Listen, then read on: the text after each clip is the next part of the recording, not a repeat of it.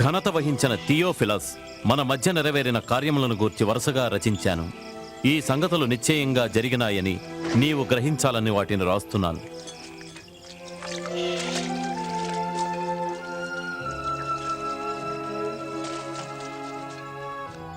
కైసరైగుస్తు రోమా చక్రవర్తిగా, హేరోదు దేశపు మహారాజుగా పరిపాలిస్తున్న రోజుల్లో నజరేతు గ్రామంలో ఉన్న కన్యక దగ్గరకు దేవుడు గాబ్రియేలు దూతను పంపాడు.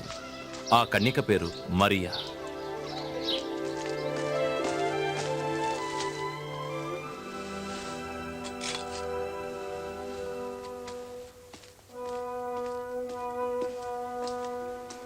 మరియా, భయపడకుము. దేవుని వలన నీవు కృప పొందితివి. నీవు గర్భము ధరించి కుమారుని కని ఆయనకు యేసు అని పేరు పెట్టెదవు. ఇదెలా సాధ్యం? నేను కన్యను కదా. పరిశుద్ధాత్మ నీ మీదికి వచ్చును. సర్వోన్నతుని శక్తి నిన్ను క్రమ్ముకొనును. పుట్టబోవు శిశువు పరిశుద్ధుడైన దేవుని కుమారుడనబడును. ఆయన రాజ్యానికి అంతముండదు. మరియ బంధువురాలైన ఎలిజబెతు దగ్గరకు యూదయ దేశంలోని గ్రామానికి వెళ్ళింది. ఆమె కూడా దైవకృప వలన గర్భము ధరించి ఉన్నది. ఎలిజబెత్, మరియా, మరియా, స్త్రీలలో నీవు ఆశీర్వదింపబడిన దానవు. నీ గర్భములోని శిశువు ఆశీర్వదింపబడను. నీ శుభవచనము వినగానే నా గర్భములోని శిశువు ఆనందముతో గంతులు వేసెను. నా ప్రాణం ప్రభువును గణపరుచుచున్నది. నా ఆత్మ నా దేవుని యందు ఎంతో ఆనందించుచున్నది. ఇప్పటి నుండి అన్ని తరాల వారు నన్ను ధన్యురాలినంటారు.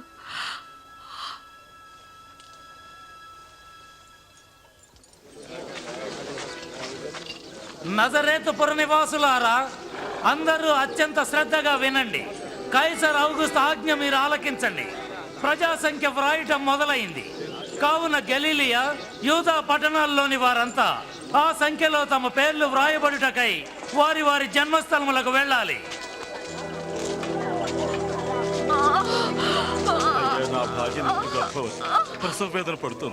దయచేసి మీ సత్రంలో కాస్త. అప్పటికే మరియకు యోసేపుతో ప్రధానం అయినందున మరియ యోసేపులు వారి పేర్లు జనాభా లెక్కల్లో రాయించుకొనుటకు బెత్లెహేమునకు వెళ్ళిరి.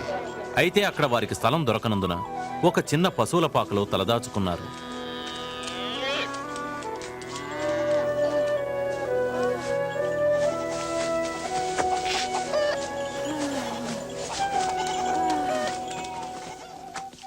ఆ ప్రాంతంలో కొందరు గొర్రెల కాపురులు రాత్రివేళ తమ మందలను కాచుకొనుచుండగా అకస్మాత్తుగా దేవదూత వారి దగ్గరికొచ్చింది. ప్రకాశవంతమైన ఒక దివ్య వెలుగు వారి చుట్టూ ప్రకాశించింది.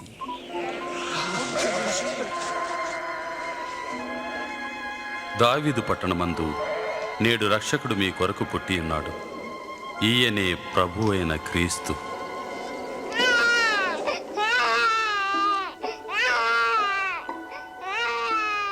గొర్రె కాపరులు ఆతృతగా వెళ్లి తొట్టిలో పడుకుని ఉన్న శిశువును చూచిరి. రక్షకుడైన యేసు జననము గూర్చి కన్య మరియను గూర్చి వారే మొట్టమొదటిసారిగా లోకానికి చాటిరి.